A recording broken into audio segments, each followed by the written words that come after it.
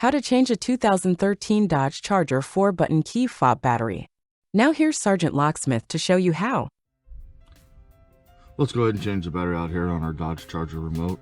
First step, if you have anything attached right here, you will need to remove that. With that being said, let's flip it over. Immerse your key release right here. Pull back on it. And if you notice, you have a little slot here in the top.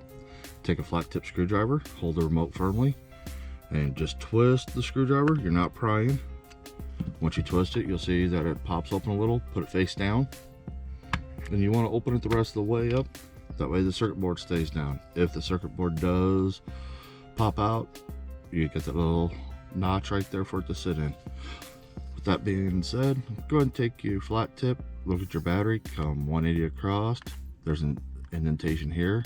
Put the flat tip under there and you pop your battery out. This is a new remote, so I'm gonna put the same battery back in. But as you notice, this is a CR2032 battery. To reinstall it,